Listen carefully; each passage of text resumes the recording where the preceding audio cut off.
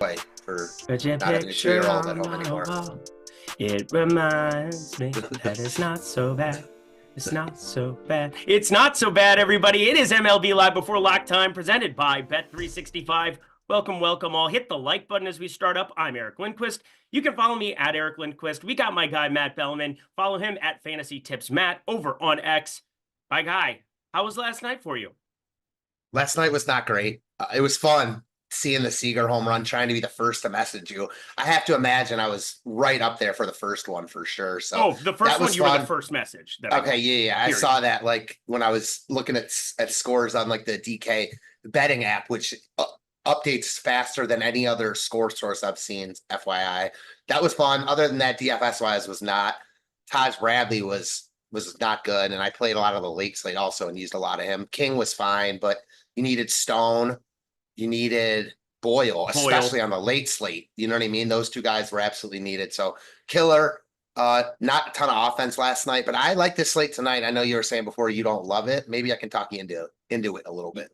Yeah, I'm going to play 20 lineups. I mean, I'm a little tilted yesterday to have Infinity, and I do mean Infinity Corey Seager, and to like make $100 on DFS. I made a lot more betting, so that was fun. But overall, it was pretty break even. I mean, I made a little bit of money on it, so I can't complain. Anytime in DFS that you end up profitable, you're just kind of biding your time for the big hits. But I thought yesterday, with as much Seager as I had, with offenses not going nuts and being pretty spread out, I thought it was going to be one of those where I had a lineup show up at the top, but then Gavin Stone, man, he just buried me. Gavin Stone, you kind of needed. And Joe Boyle had an awesome night as well. Wasn't quite there on his 12, 15%. He was 20% in the 250, so that was pretty wild. But hey, profitable night. So we're going to move ourselves on to today.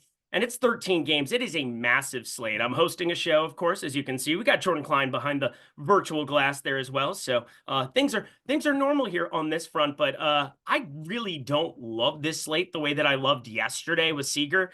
I'm still going to have some Seager up against Mitch Keller, another righty. But overall, with 13 games, I'm not even sure what I want to do yet, which is kind of like why I'm excited to talk through this slate today. Do you have any kind of like a clear-cut plan, or is there anything that you really like about it? Because you seem way more enthusiastic than I do. I like it because I like a couple off the board pieces. I like one off the board pitcher and then one off the board stack a lot. So doesn't mean it's going to work out. It probably won't work out, but I like it going into it because I know I'm going to get low ownership on the things I like. So that in itself makes me like the slate, but it's not my favorite slate ever.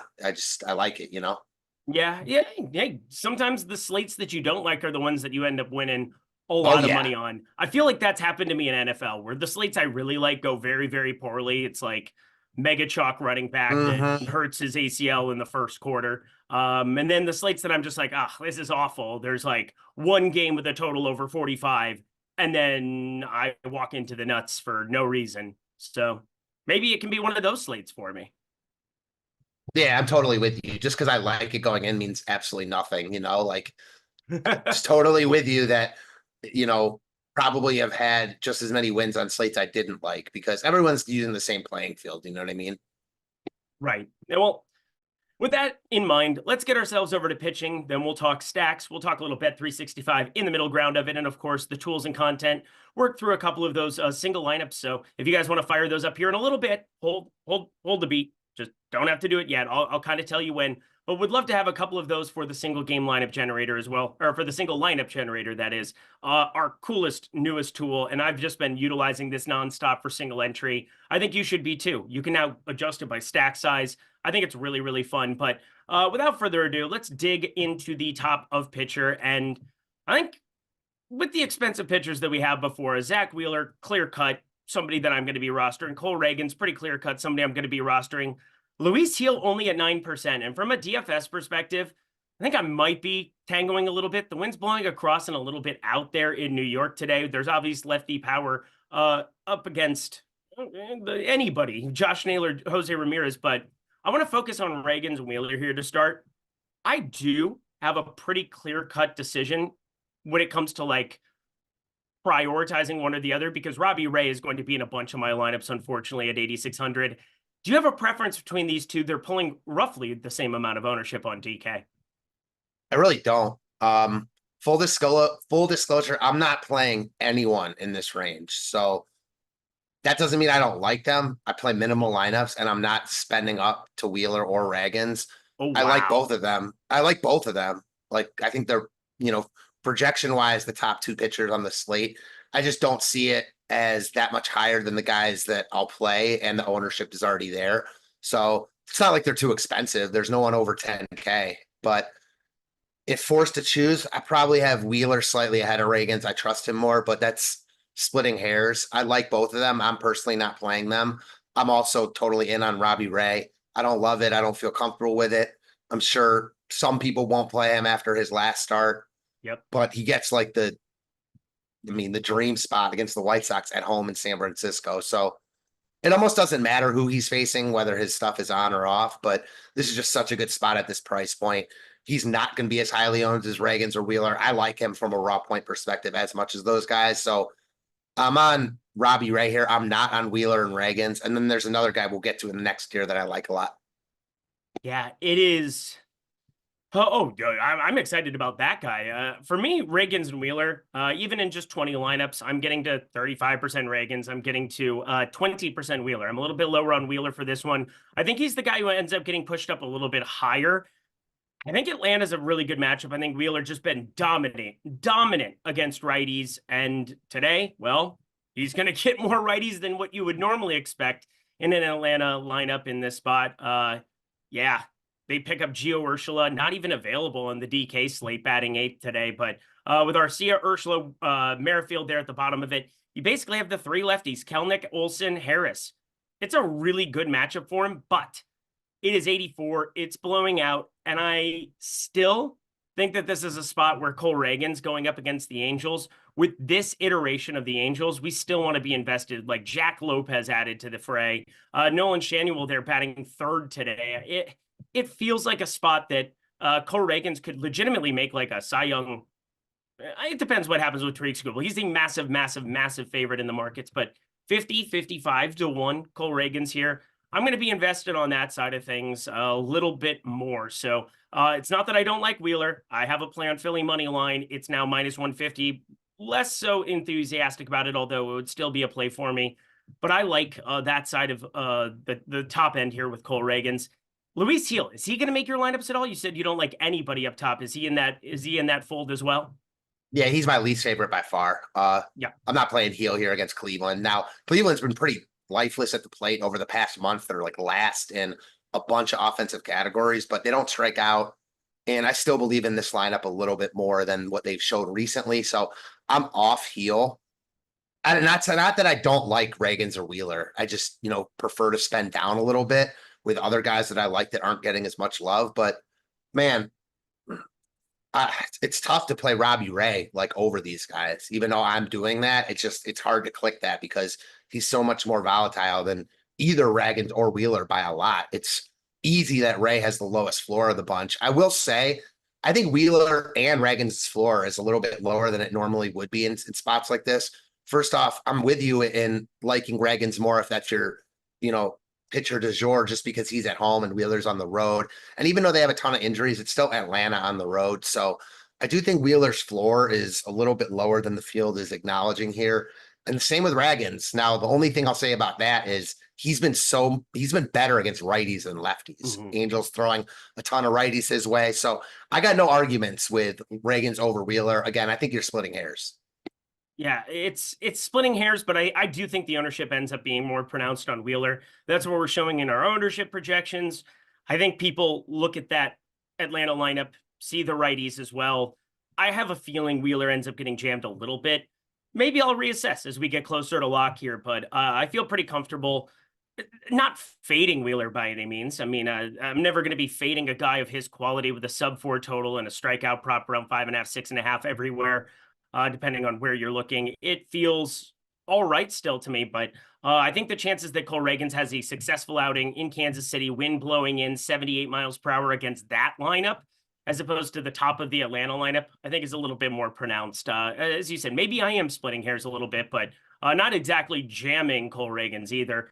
We had somebody in the chat here as well say something that I was just thinking myself. Ken Ratty, Love the contrast of Lindy's MME approach, and Matt's just a few lineup takes. Yeah, he's playing a couple lineups. He plays the highest stakes over on DK. And for me, I play mini max $3, 50-cent, play all of that good stuff that I can play once again here on the bottom end. It's a beautiful time to be alive, that's for sure. But I'm only going to be playing 20 lineups today. Got a lot of bets in play, though. That's part of the deal, too. But we're going to keep ourselves moving into this 8K range. I think Robbie Ray, you and I both see the same thing there. They're taking on a White Sox lineup that over any sample size that you want to use is just brutal against lefties. 25% K rate, or sorry, 24.5% K rate, 73 WRC plus on the season. And obviously, this lineup looks very, very different than it did 2 months ago, where it used to have Eloy Jimenez and Tommy Pham. Neither are part of this organization anymore. So under more recent sample sizes, I think we're going to see that even more extreme. But Robbie Ray coming off of getting obliterated, I really don't care.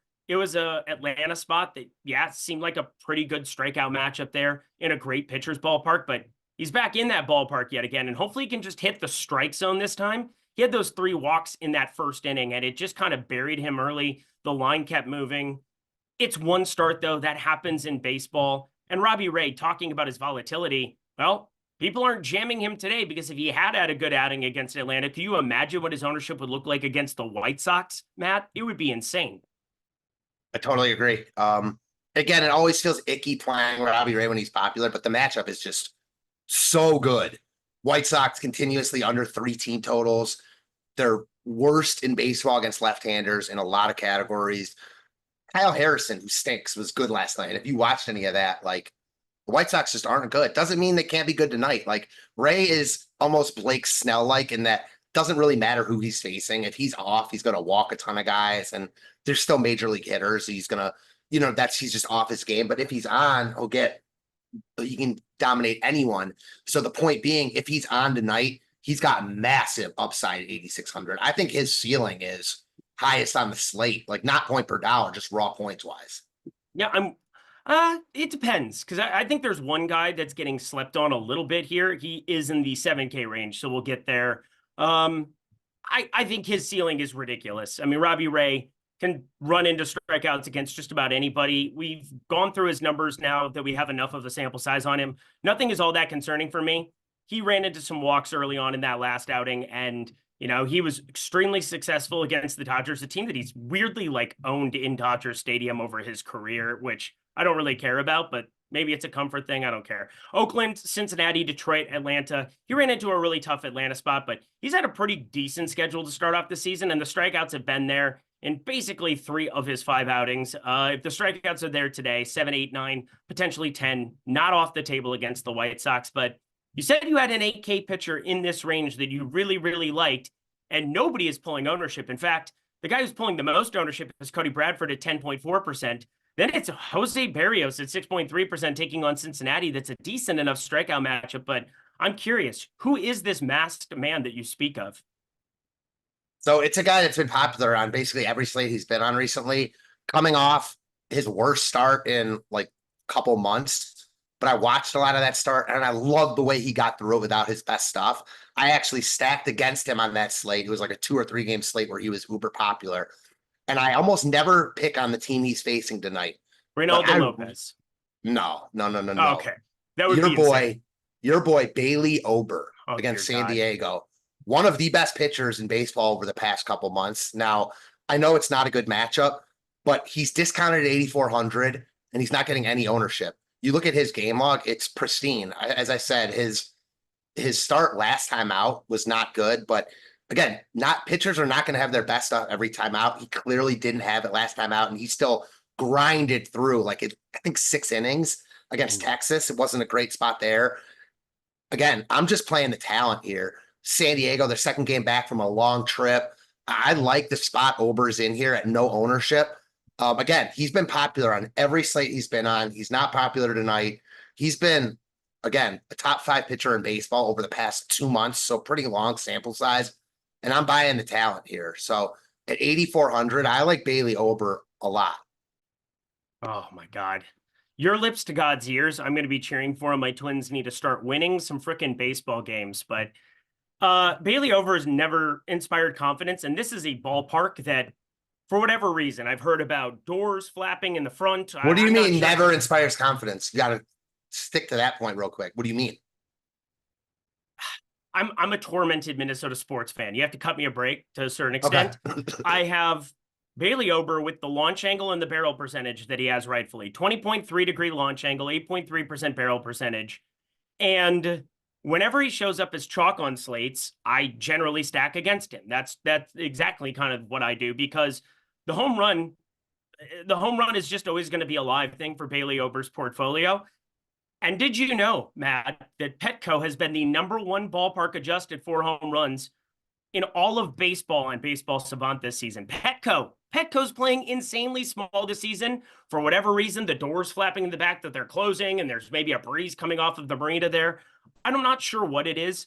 I just know that the data is showing it playing small, and I get really worried against a San Diego lineup. But hey, he's pulling no ownership, 26.5% K rate.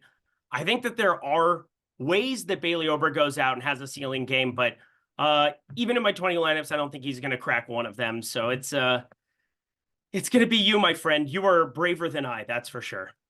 Yeah, I mean, I hate the spot. I don't use pitchers against San Diego, but the talent on Ober is real. I mean, yeah.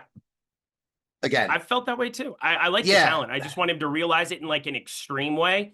I'm just waiting for that dude. I'm not expecting, Paul Skeens by any means, but a 1 whip, 3.5 ERA. I'm very pleased with what we've gotten out of Bailey Ober, but you take out that first start against the Royals also, where he got absolutely shelled, kind of like Hunter Brown. Like, he's actually better than his numbers imply, in my opinion. Yeah. And most of his high upside games have come in good spots. This is not a good spot, but 2 starts ago, he had 33 against Cleveland. Like, again, this is a little bit tougher spot than Cleveland, but I'm going to play the talent here. Again, cheaper price point, no ownership. That's all it is. Yeah, I totally get that stand of it. I don't want to be playing any Bryce Miller against the Dodgers. Hey, Brian Wu was working out for me until Max Muncy and Gavin Lux decided to end that one for me. 2 guys that I'm generally backing in a lot of ways, but want to at least direct our attention to our friend Chris Williams, who gifted 10 subs to start off this show. So shout out our guy, the absolute GOAT of the people, Chris Williams, and then give a $2 super chat to give somebody in YouTube chat a shout out. Congrats to Termite for winning the DK Showdown. 10K, it looks like. That is a beautiful number. You love to see it. Then we have Clintwood 83, 499, top pitchers for DK single entry and or cash. Thanks, fellas. You are so very welcome. I think for DK cash today, you find a way to get up to Wheeler and Reagan's and you move on with your life. I don't think the $900 to go to Robbie Ray off of Reagan's or the $700 to go to Ray off of Wheeler, based on the ownership that we have, is worth it. In tournaments, I'm going to be inverting a little bit of what that ownership is, but do you agree that Wheeler and Reagan's probably the combo for DK cash? Yeah, definitely. I think they're those who are going to pull the most ownership.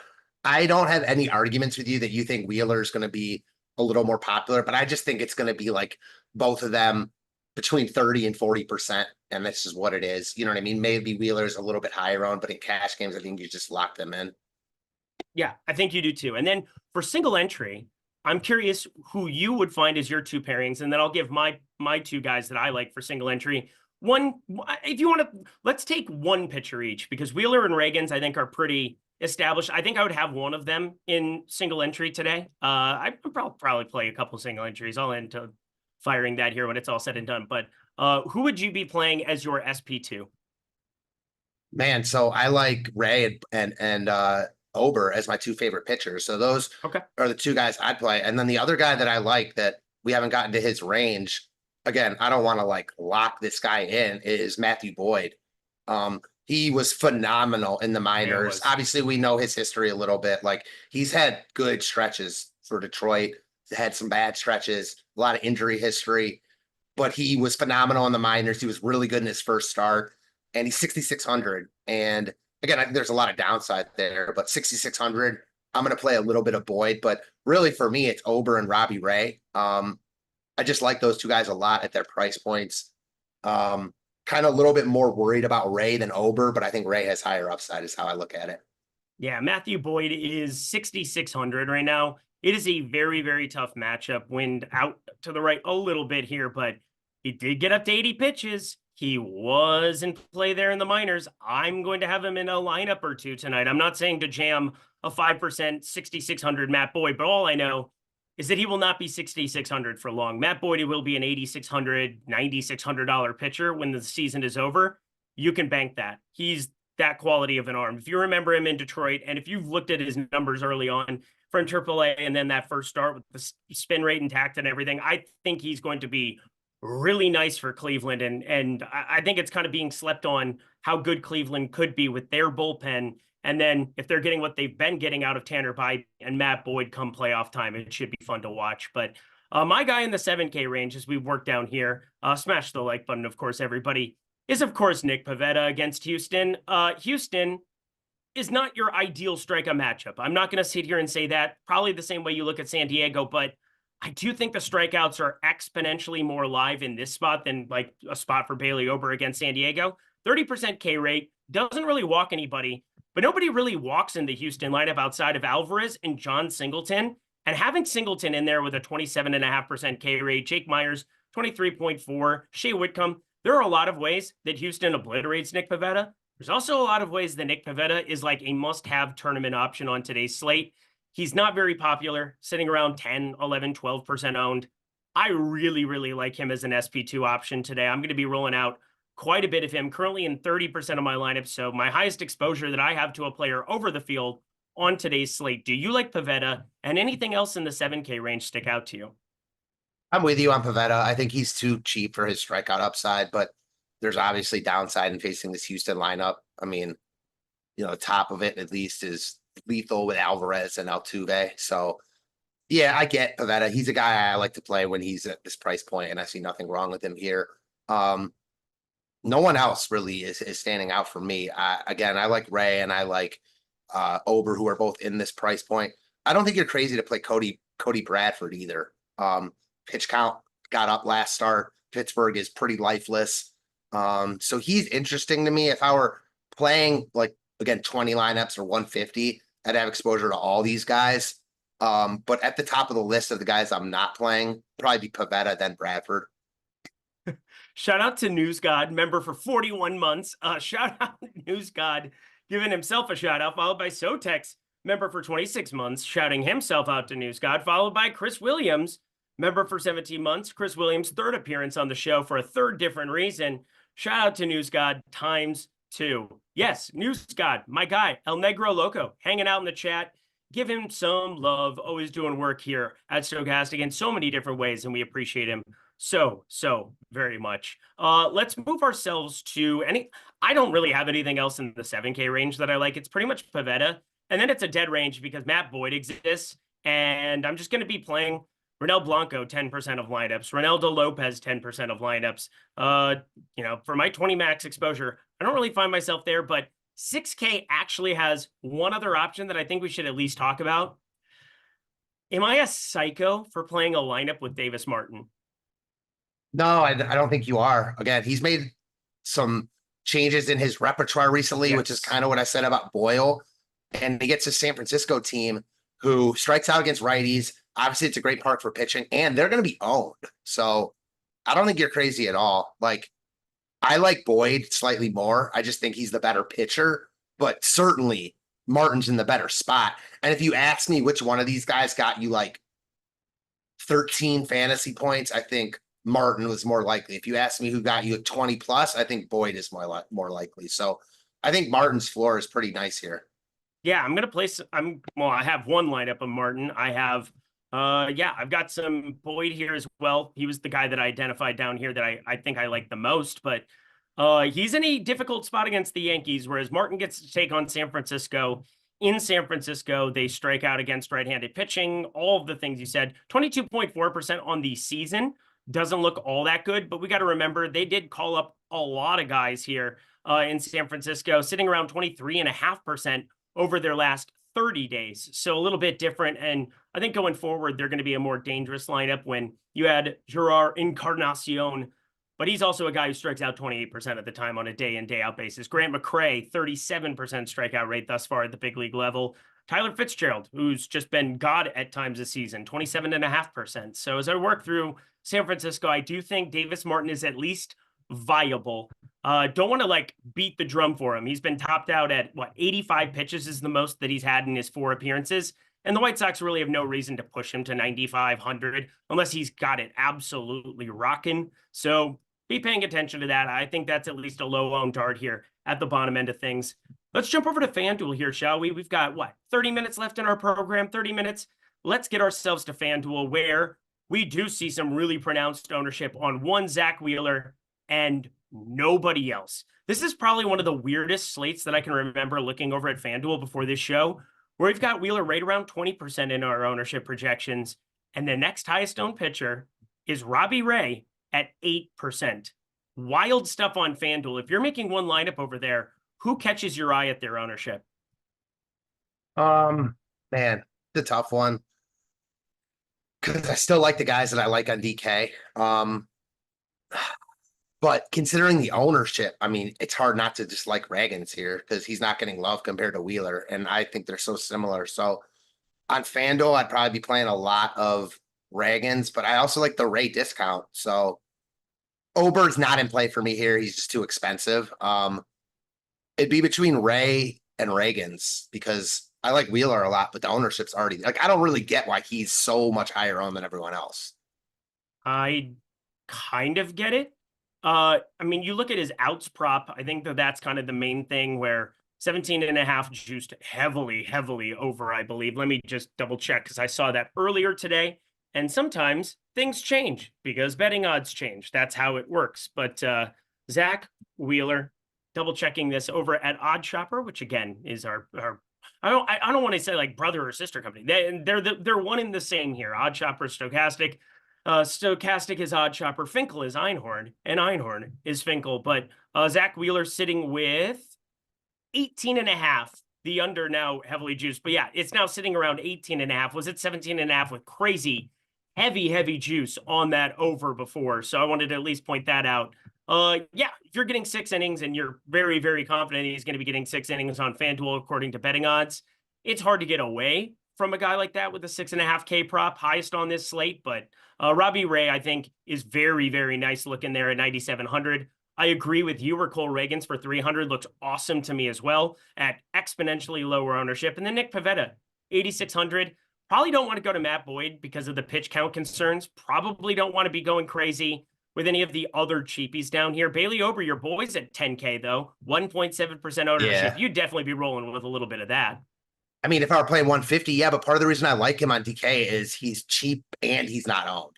So on FanDuel, he's not owned, but he's expensive. Like, I don't know. I mean, I like him a lot more in DK. I'll just say that, where you have to play 2 pitchers. But yeah, on FanDuel, he's going to be even lower owned. So I'd have some exposure for sure, but I wouldn't play him in like a single entry. Well, speaking of single entries, we have the single entry lineup generator. I want you guys to all fire that into the chat. Give us your lineup so we can go to the single lineup generator and work through that. I saw Jordan Klein was screwing around with that a little bit before the show, helping the people out, giving us some love. It's just fantastic. You can look at the simulated ROI directly on the screen. You can adjust it for field size. It is such an incredible tool. I continue to use it more and more in my process as I've been playing more single entry. Today, just playing 20. I guess I have one lineup that I put a couple of the single entries in, and we can build through a couple of iterations of that. I'll probably be doing that on the side myself. But while Jordan Klein gets that queued up and you put your lineups into the chat, I'm going to talk about Bet365, the lovely sponsor of our program. And Bet365 just went live in Pennsylvania. It is an unbelievable deal that they're offering too. If you go to the video description box below and you bet just $5, again, $5 on anything there in the state of Pennsylvania, you get $150 in bonus bets as well as 50 spins on the old virtual slot machines. That is an incredible opportunity for you to get $150 plus a little bit. It could be a lot, it could be very little, but that's a huge bankroll boost to anybody who is getting started betting, who is getting added to the fray there. Bet365 has this deal going, and it is the best deal going in the industry right now for any sports book that I personally know of, and it is super cheap to jump in. I repeat, $5 to get $150. Routinely, Bet365 has some of the best homer odds up there with BetMGM and FanDuel, who have been leading the charge there in that right. Bet365 has some of the best football odds, too. It is another sports book, and part of being over at OddsShopper, we want you to have exposure to as many sports books as possible. So Pennsylvania is the newest state that they have added for Bet365. It's also available in tons of other places, such as Arizona, Iowa, New Jersey. Take a look, friends, at the link below. If it's available in your state, betting 5, getting 150 is an awesome deal. But Pennsylvania, that is going for you right now. So check out that offer. And thank you so much to Bet365 for their sponsorship of our little program that we have in this neck of the YouTube woods. I will say that for sure. Alrighty, y'all. We got a couple of these queued up. I like what we've seen so far here. A lot of Bailey Ober love. We got some Matt Boyd coming along for the ride too. Maybe both of our takes can kind of like combine and bring somebody a ton of money. Would that be great? Yeah, well, I'm playing both of them, so my takes are your takes. My takes are your takes, and your takes are my takes. The more, Yeah, that was also playing in my head. As I said it. Yeah, I'm a sick fucking person. I apologize for that. I'm a professional doing professional things on a professional show. Anyway, Accepted. let's continue on our merry way to stacks. Here we go. Oh yeah, it's only if you're 21 and over. If you have a gambling problem, please call 1-800-GAMBLER for Bet365 as well. Wanted to throw that in here. We got Riggs 25. Ooh, look at this.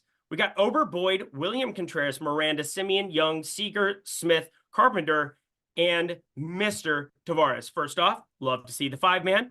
We're clicking the run there. Simulated ROI though, negative 22%. I gotta say, part of that to me comes from the pitching. It is extremely volatile. When you start talking about two pitchers that are sub 8%, you're going to be giving up some projection is kind of what we're getting at here. It is one of the more projectable things we do is projecting pitchers out here in the streets. Doesn't mean that they can't get shelled. Doesn't mean that the truck fails, but less likely that Zach Wheeler and Cole Reagans get completely lit up. And then they're not that much cheaper, or sorry, that much more expensive than one Bailey Ober. So it's kind of a push and pull here as you're building out those lineups. Not saying that it's a complete disaster here. You can also toy around with some of those individual hitters. You have very contrarian lineup. Nobody over 5% out of any of those batters. So maybe find some one-offs that are different from Carpenter, Miranda, Contreras. Find your way around it. But anything you notice about this lineup here, Matt Belman? No, I mean, it's tough with a 13-game MLB slate. There's just going to be so many good plays. It's not like NBA where everything is just extremely projectable. MLB is different. So I wouldn't really talk anyone off most like stacks tonight. There's a couple that I personally wouldn't play, but even the ones getting like no ownership are going against chalky pitchers, and we know how MLB works. So I think as much as it sucks to say, like you can play almost anyone you want on slates like this. Where's the double dog, Eric Louis 23? I don't think I have it today. I kind of want to just say Corey Seager again, plus 340. I did bet it, so that's cool. But you want to be looking at that one. We have another super chat. Chris Williams, $5. This guy is out of control today. Paying it forward. This is Ken Ratty's lovely lineup that he's thrown up there. So Jordan Klein, if you want to throw that in for me as well. Wheeler, Estes, Raleigh, Turner, Polanco, Smith, Seager, Rodriguez, Rosarena, and Adele. Love that he spelled it out there for you. Should be pretty easy as we're building this out. And, as the lineup thing moves, it's been a lot easier to be throwing these in quickly on shows. But Jordan Klein, the best producer in the game, named Jordan Klein. However, Hyesung Kim did get pinch hit for yesterday. I think he got hurt, though, for what it's worth. In fact, I think I just saw that he got put on the IL. Yep, he sure did. There we go. Oh, you took Connor Wong yesterday. Ref Snyder, yeah, he did. Wow. Did he really? Yeah, Ref yes, Snyder then hit a home run after that? Jordan Klein, you're a bitch. I love you. Cool. Let's continue to the stacks then. I'm very excited to talk this. This is part of why I didn't like this slate. I don't know where to go. I have absolutely zero clue what to do because the field, it would appear, on a 13-game slate, has no preference on who they're going to play at all. The highest owned stack, Matt Belman, I've never seen this before, on a 13-game slate, is the 6% owned Kansas City Royals. Now, I like the Kansas City Royals going up against Tyler Anderson. No problem with it. But if they're where everybody gravitates toward, or the Dodgers, which, You know, now that they're a fully operational Death Star, taking on Bryce Miller, not somebody you generally go out of your way to pick on, but this is an incredible lineup here now. Philly against Reynaldo Lopez pulling the third most ownership. I mean, we can go wherever we want, but I kind of don't like it because I feel like something is going to get pushed to the top out of nowhere, and I have no feel for what that is. None whatsoever. If you had to build one lineup today, what is the 5-man stack that you think should be the highest owned in tournaments? So first off, I do think that you're reasonable. I know you said you don't know if anyone or if any stack or if what stack it will be that gets pushed to the top. I feel comfortable saying that if there is one like that, it will be the Royals, just because people love playing the Royals and they love picking on Tyler Anderson. So you've got those two forces combined. So that's my opinion. Nothing more, nothing less.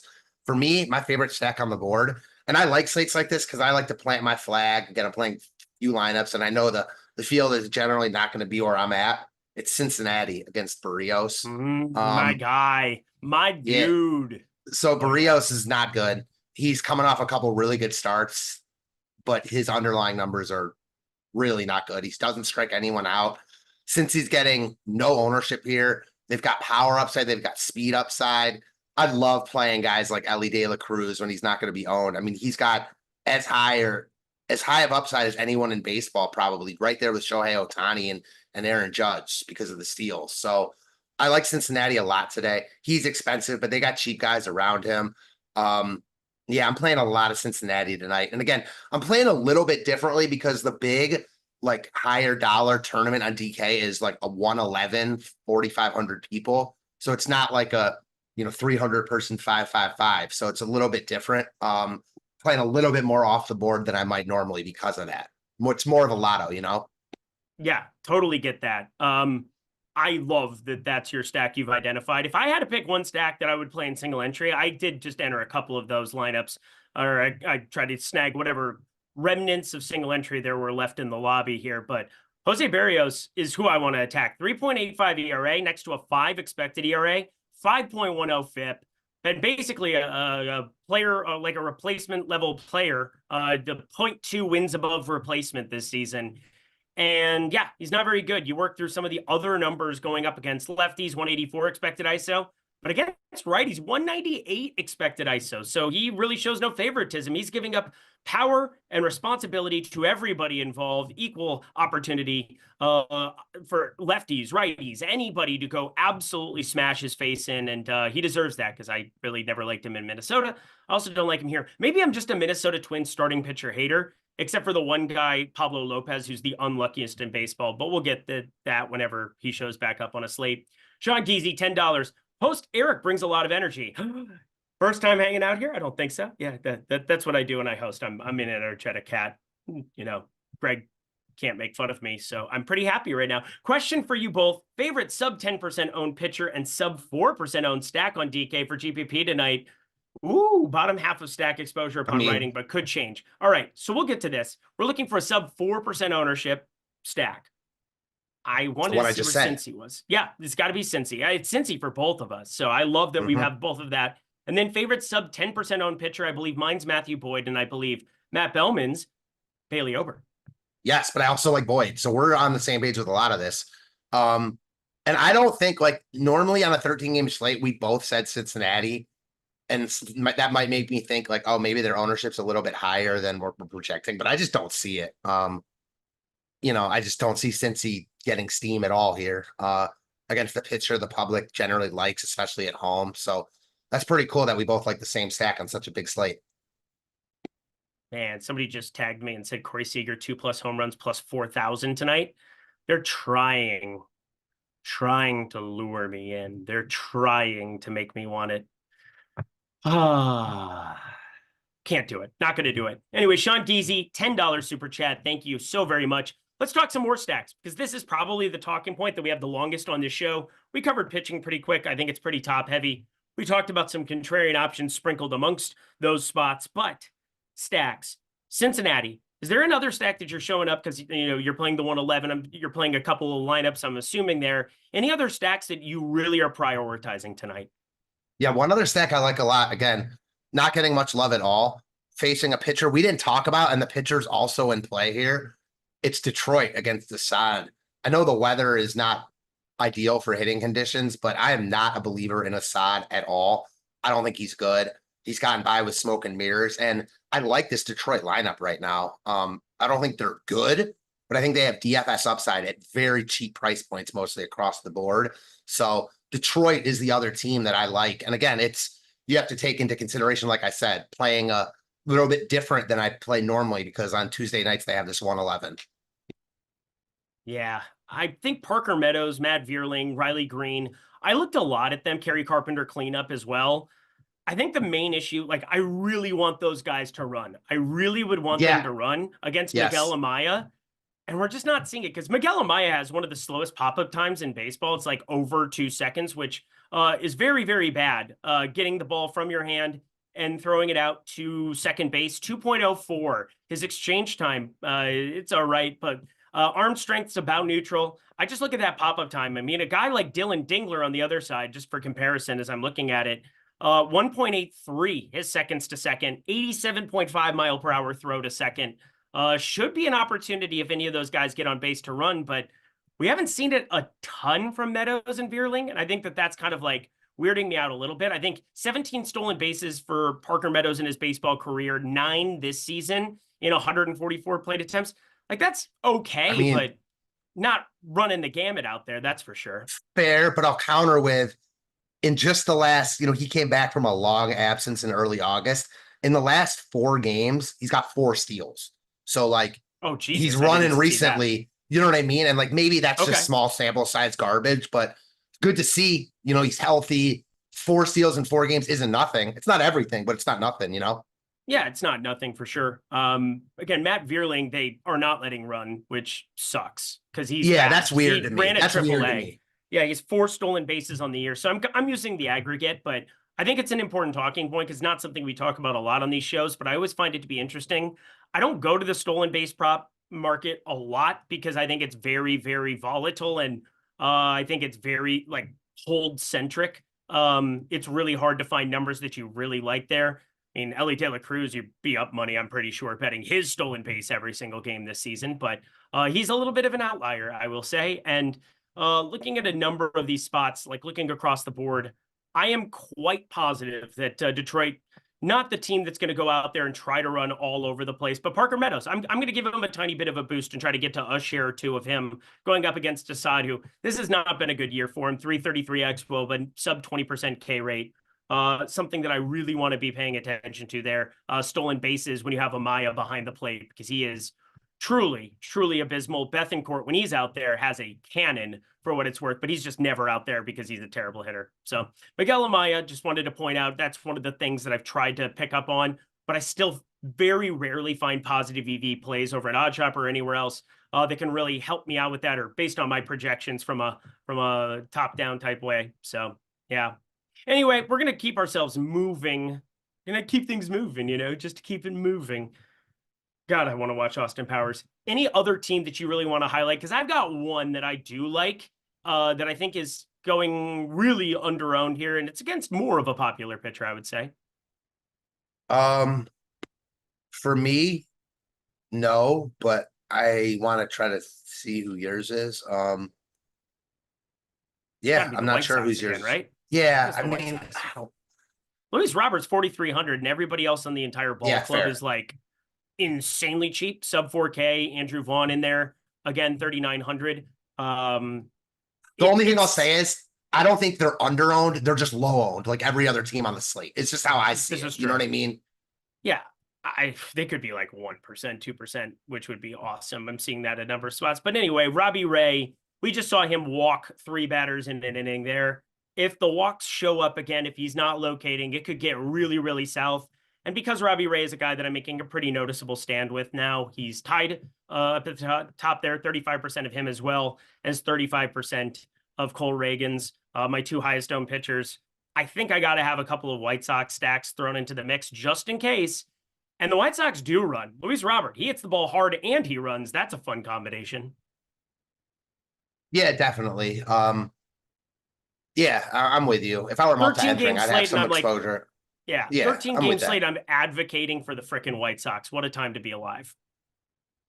Yeah, no, I mean, I get it though. Ray is very volatile, and the White Sox at least profile well against lefties. Luis Robert talked about him yesterday. He ran right when he got on, like I said, and they're cheap all over. So I get it. Ray's lineup just came out, and my boy Caminero hitting cleanup today. So good to see. Love, love, love, love. Let me see here. I am going to jump over to FanDuel here. Then we got 346. A little bit of time here. We got less than 20 minutes before lock. So get yourselves your lineup starting to roll in, starting to get uploaded. That would be lovely, everybody. I'll take a look at the chat here as well if there's any other questions. But we're feeling pretty good. Mitch Keller, anyone? No. I'm not going to be playing Mitch Keller today, although he's having a pretty decent season. Yet again, comeback Keller, as I like to call him on the betting shows. But let's go to FanDuel and take a look around where we have a little bit more pronounced chalk that shows up from time to time relative to the DK slate. And yeah, that's happening again here as the Dodgers, the San Francisco Giants, the Phillies, Kansas City, New York, all of them pulling 6% plus ownership.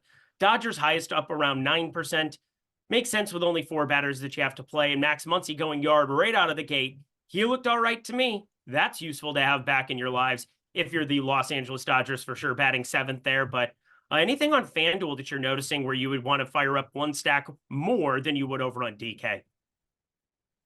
Not really. I look at it basically the same. Ownership is similar enough. I like Cincy a lot on DK. I like Cincy a lot on FanDuel. Probably slightly more on DK. But you know, it looks about the same with the Dodgers getting more love. Not really sure why. It looks like the Dodgers and the Giants are popping a little bit more on FanDuel as far as ownership goes. For me, and another team we haven't talked about that I also like on DK, that this is a pitcher I like targeting, is Baltimore against Quintana. Again, not ideal hitting conditions in New York, but Quintana is another guy that has been getting by on some smoke and mirrors. His actual numbers are decent. His underlyings are not. Baltimore, we know, has upside. No, Rutschman sucks, but just makes the lineup cheaper. So, yeah, I could definitely see playing Baltimore on DK, and on FanDuel, I think I like them even more. I'm probably with you. Jose Quintana, 4.64 xFIP, 5 FIP on the season. Another replacement level type pitcher, just eating innings at times and not always successfully at that. He's getting so lucky. 262 BABIP. Come on, dude. Stop it. Stop it. That's tilting. Yeah, it's so tilting. It doesn't mean it's going to change tonight, but it's just like, it can't last forever. So I'm always fine picking on Quintana. Kind of surprised Baltimore's not getting more ownership, but makes me like them even more. Mustafa Shandoa, FanDuel GPP stacks. Yeah, we fired that up. Some goodness for you here. I think a couple of the other ones, just I put them side by side in an Excel spreadsheet, looking at the difference between DK and FanDuel to kind of like talk about some of these discrepancies. I think Kansas City's a little bit more appealing over on FanDuel, where they're the 4th highest owned team, and you really want to be getting to the top of that lineup anyway. I know we had a random Blanco double dong game. I know we've had a couple of Renfroe spots here from time to time throughout the year, but it's pretty concentrated towards those top 4, top 5 if you want to put Renfroe into it here. I'm all right to be firing up Kansas City a little bit more over on FanDuel compared to over on DK, where they might end up being the chalk. But chalk is all relative on a 13-game slate. Nobody's going to get to some crazy high exposed spot. One other guy that one other team I want to ask you about, because it's a pitcher we didn't bring up, Ronel Blanco. He's been awesome for the Houston Astros, but Boston's been the #1 team in baseball against right-handed pitching for the last 30 days by a pretty considerable margin. Not sure what we're supposed to be doing here other than playing some Boston Red Sox at like 1-2% ownership, if that's going to be the case. Yeah, it's kind of one where I see the upside on both sides because Blanco's good enough. Boston is good against right-handed pitching. I'd have more interest in Boston than Blanco, but Blanco's not going to be high enough owned where I really want to go there. I respect him enough. Like, I think both sides are probably coming in under owned. If I were multi-entering, I'd be over the field on Boston. Blanco's not a guy I play a lot at this price point. I like, Robbie Ray more. I like Bailey Ober more. So, yeah, I like the Boston side more, but I respect Blanco enough where I'm not excited about stacking them. Alrighty. Well, we're reaching the end of our boarding walk here as we get ourselves the heck up out of here. Favorite stack for DraftKings that's pulling some type of ownership, and favorite contrarian stack. So I'm going to say under 3%, so it eliminates your Cincinnati Reds. I'm evil like that. I like what you did there because otherwise it'd just be too monotonous, right? Correct. So the first part of it was my favorite pitcher, or what was it? I No, wanted to hear your stats. favorite stack. Favorite stack that is pulling ownership like above the 5% level. And then we're going to just skip the Cincinnati Reds. Your favorite 3% and lower, or sub 4%, if you will, stack over on DK. So I think my favorite stack getting love is Philly. We haven't talked about them, but Lopez is another one of these guys that's actual numbers look good, but his underlines don't look great. Philly has a ton of power, great hitting conditions here. So I'll say Philly is my favorite overall stack. I do think the top of their lineup will be owned. So like the only teams I'm even slightly, I'm not, but I would even consider ownership for are Casey and Philly. But Philly would be my preferred option there. And then two teams I'm going to call out that aren't getting love. Baltimore's right at that 3% mark, but they're a little bit higher. So they'll be my honorable mention. As far as teams like below that, there aren't many because so many teams are between like the 3 and 6%. But if forced to go lower than that, I'll go with Detroit. Give me a matchup against Javier Assad, no ownership. And again, they only have a 2.5% chance of being the top stack, but you know, the Giants are only at 4.8. So it's like just small margins across the way tonight. Small margins indeed. It's going to be a wild one, everybody. I like the Philly shout out. You can never really go wrong getting to the Phillies on the road, 9th inning bump, everything across the board looking solid for them, and lefty power and responsibility. Then on the cheap end, I brought up the White Sox. I'll stick with it purely because I have so much Robbie Ray, and there are ways we just saw last time out where that can get you a little bit in trouble. Also, don't sleep on my Minnesota Twins. Minnesota Twins. Martin Perez sucks. I don't believe what we've seen the last 2 games from him is indicative of what we see going forward. The strikeout stuff, I mean, come on. What are we doing here? Still giving up 3 home runs in those 2 outings where he's had the strikeout show up, but my Minnesota Twins might be a spot I can get over the field on them. Let's talk home runs, shall we? Can't do a lot better than Corey Siegel double dong yesterday on my end, but I will try. Give me your home run play of the night. Matt Belman is Chad, of course, spams in their favorites that I can read off to end our show. I usually go a little bit off the board, but I'm not today. Give me Ellie De La Cruz. Ellie's going yard and stealing a bag today. Jack in a bag. I like the Reds a lot today. I also, just side note, do like the Twins a lot. They look very similar to the Reds to me. I'd probably rather pick on Perez than Barrios when all things equal, but the pinch hit risk for Minnesota makes me like Cincinnati a little bit more. I just think I feel more comfortable about the majority of the Cincinnati guys getting the full 9. Rafael Devers, 235 expected ISO for Ronel Blanco. He's been awesome this season. I'm not going to dispute it, but there are definitely concerning power metrics, and he is a fly ball pitcher. Rafael Devers, pretty good fly ball hitter here with a 336 expected ISO on the season, 16.2 degree launch angle, 23 homers against righties. Really hard for me not to click on Rafael Devers there. People saying in the chat, here we go. Pat Wisdom from David Williams with wind blowing in at Wrigley. Bold strategy, Cotton. Let's see how it works out for him. Dylan Carlson from David Wayne. Contrarian. Adamas from Chris Beck. Soto from Francisco Rubio. William Contreras from Riggs 25. We got Urias and Abreu. I don't mind the Abreu shout out. Again, another lefty with tons of power. He's pretty short odds in the market today. Kerry Carpenter from Eric Traub, Mookie Betts from Aaron Hines, Will Wagner from Mike Campbell, Reese Hoskins, deep sleeper from Michael Sorek. Yeah, right on. Right. He always finds ways to hit bombs. Schwarbaum from Yocastic coming in. Mike Lawrence, shout out him. Tristan Castis from Shawano. Duran, Ken Ratty. A lot of Boston Red Sox showing up here. Francisco Lindor, Teoscar from William Westry. Yeah, Ricardo Nelson with Lindor call. Seager Double Dong from Ross K. I've heard that one before. And Brooks Baldwin from AJ Worst. Guys, that was MLB Live before lock. Make sure you get your lineups in here in the last 10 minutes we have leading up to lock. That would be awesome. Thank you, producer Jordan Klein, for another fantastic time hanging out. Check out that single lineup generator. Every time we share that on shows here now at Stokastic, I feel so excited, so blessed to work here with super sharp devs that make cool tools and keep innovating. My guy, Matt Belman. Go follow him at Fantasy Tips Matt on X. Any final words for the people as we get out of here? No, it was a lot of fun. Can't wait to do it again tomorrow. it's just been a blast last couple days. Hopefully you've enjoyed it as well. Greg, hopefully you're enjoying your vacation, but I get treated very nicely by Matt, so I feel good and comfortable and safe in this space. Fine. All right, bye. Thank you, Bet365. Bye.